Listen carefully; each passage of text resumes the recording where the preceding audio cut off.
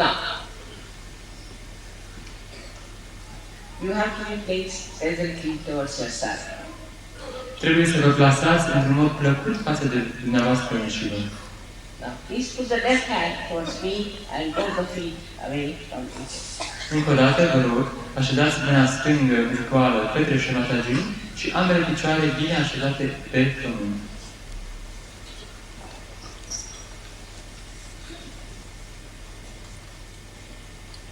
You have to now close your eyes. So you can take out your spectacles, but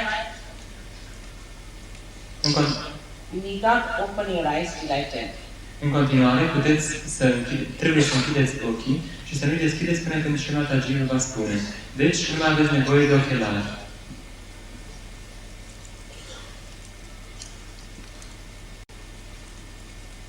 Now close your eyes and put your right hand on your heart, please. Închideți, vă rog, ochii și puneți-vă mâna dreaptă pe inimă. Here you have to ask for a very fundamental question about yourself 3 times. You can call me mother or you can call me Sri Mataji, whatever you like. Aici veți pune o întrebare fundamentală pentru dumneavoastră înșivă. Puteți să o adresați, să-i spuneți lui Shemataji mamă sau Shemataji, cum doriți, de 3 ori.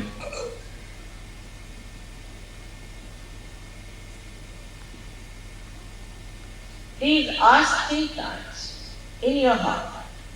Mother, am I the spirit? Vă rog, întrebați-vă în inimă de 3 ori. Mamă, sunt eu spiritul?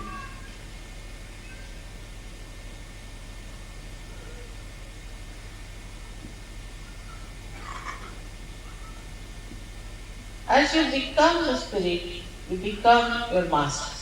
So please put your right hand on the left hand side, the upper portion of your abdomen, and press it with fingers. Când deveniți spiritul, deveniți propriul nostru stăpân. Coborâți mâna în partea superioară stângă a abdomenului și apăsați cu degetele. Now here, you ask again 3 times fundamental question. Aici, de asemenea, veți pune o întrebare fundamentală de 3 ori. Mother, am I my own master? Mamă, sunt eu propriul meu stăpân?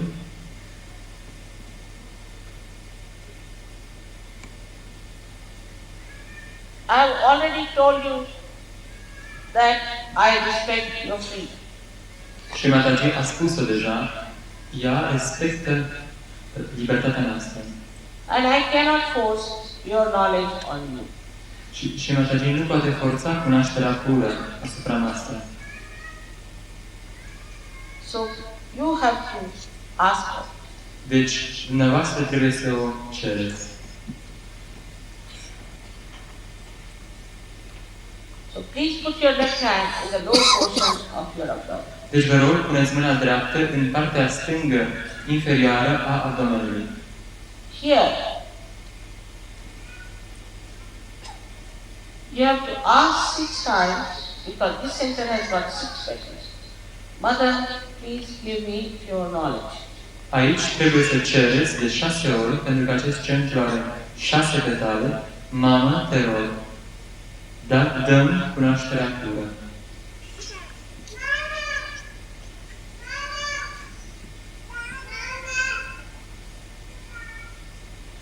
As soon as you ask for pure knowledge, the Kundalini starts rising. Imediat ce cereți pentru cunoașterea pură, Kundalini începe să se ridice.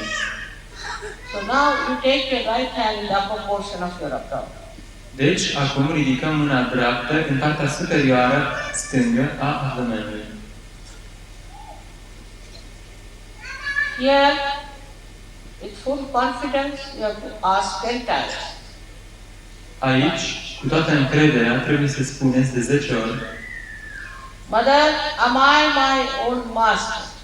Trebuie să întrebați de 10 ori. Mamă, sunt eu propriul meu stăpân? Now, as you have asked this question, you have to say 10 times with full confidence, Mother, I am my own master. Deoarece această întrebare a fost deja pusă, Trebuie să spuneți de 10 ori, mamă, eu sunt propriul meu stăpân.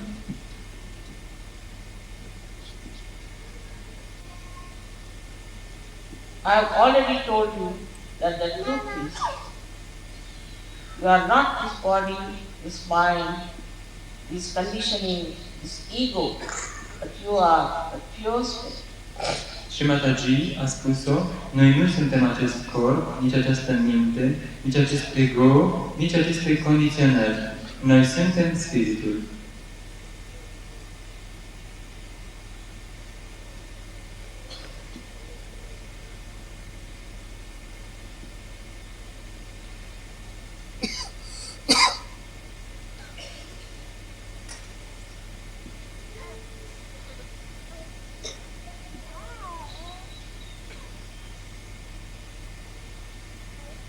So raise your right hand on your heart. Deci, ridicați, vă rog, mâna dreaptă pe inimă. And here you have to say 12 times with full confidence. Mother, I am the pure spirit. Aici trebuie să spuneți de 12 ori cu multă încredere, mamă, eu sunt Spiritul pur.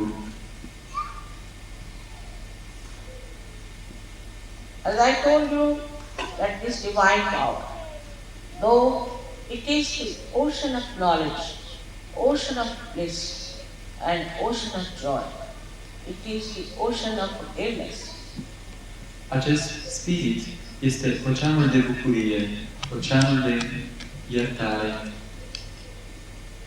oceanul de har. So, forgive yourself. Deci, iertați-vă pe voi înșivă. And take your right hand in the corner of your neck and your shoulder and put your your head on the right Deci, side. puneți în continuare mâna dreaptă în colțul format de umărul stâng și gât și capul îndreptați-l spre dreapta.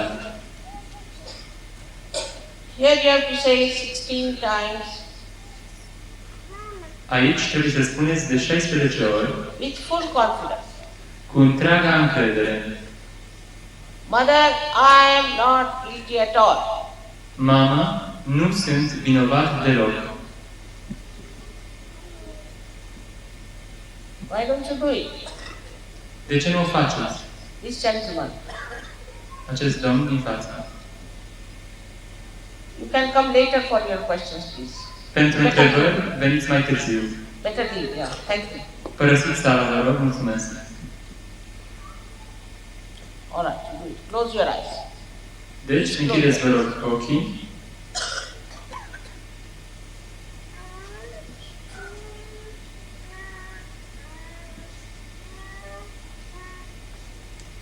Put your head to your right, please. Now, Capul spre dreapta, vă rog. I've already told you that you have to forgive everyone in general. Trebuie să iertați pe toată lumea în general. And if you do not forgive, you don't do anything. Dacă iertați sau dacă nu iertați, nimic nu faceți.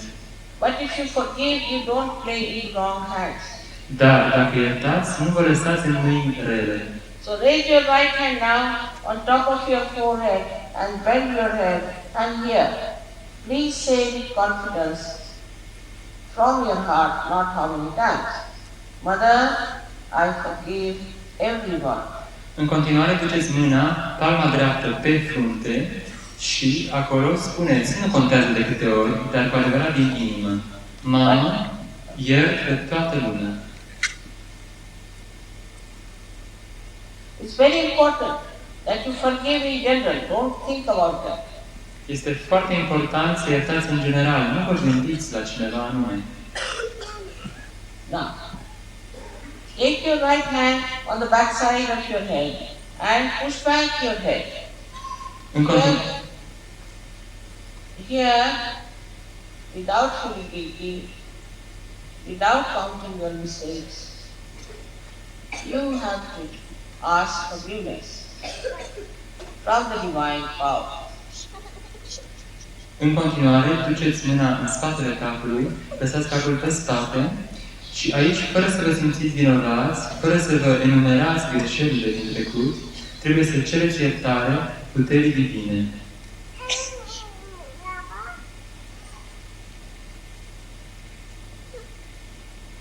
Now here you say, not how many times but from your heart, O divine power,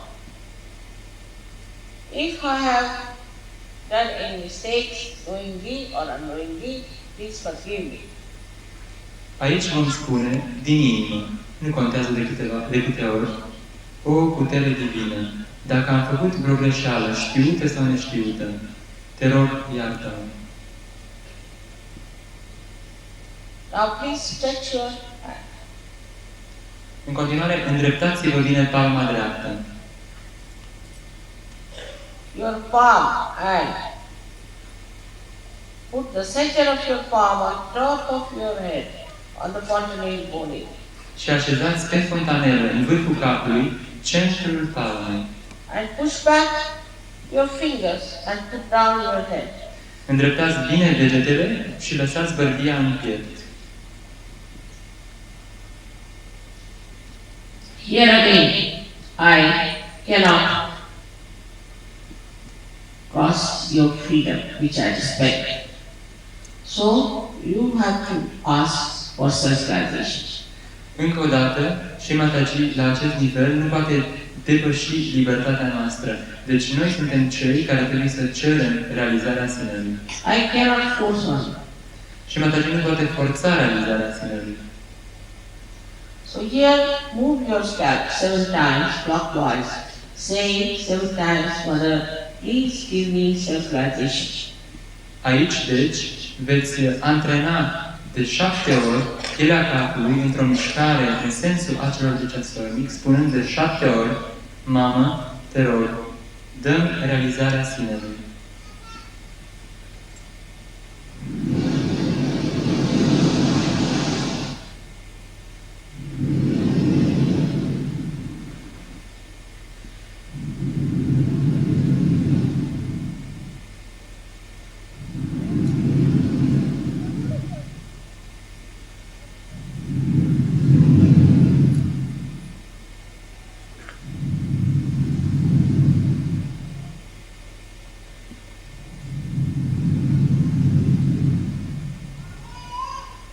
Now please take down your hands. Vă rog, coborâți acum mâinile.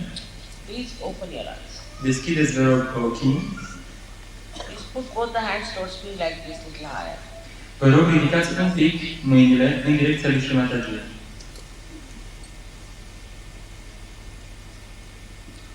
Now, with the right hand like this and the head bent down, try to see if there's a cool or a hot breeze coming out of your head.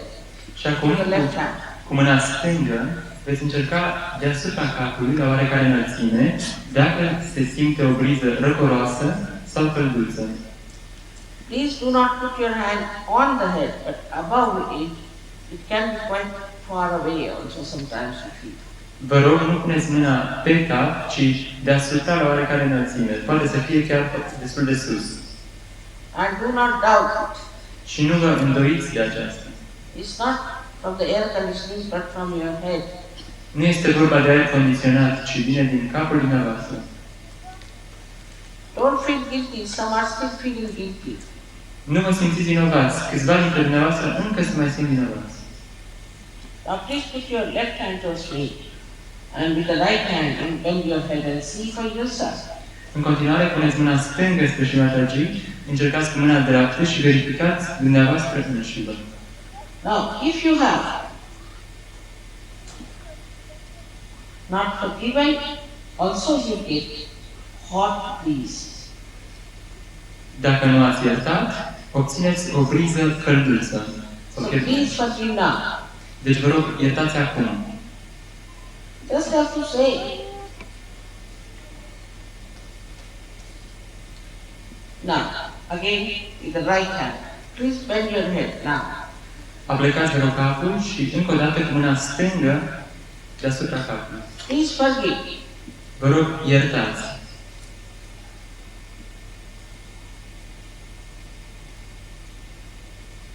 Now, please put both the hands towards Sri Lanka. Vă rog acum puneți ambele mâini în felul acesta către Srimataji And watch me without thinking. și priviți pe Srimataji fără să gândiți. Now please raise both your hands towards the sky, push back your head. Întindeți bine mâinile către cer și lăsați capul pe spate. And ask the question 3 times, any one of those. Întrebați de 3 ori una din următoarele întrebări. You can say, Mother, is this the cool breeze of the Holy Ghost? Puteți întreba, Mama, este aceasta briza răcoroasă a Sfântului Duh?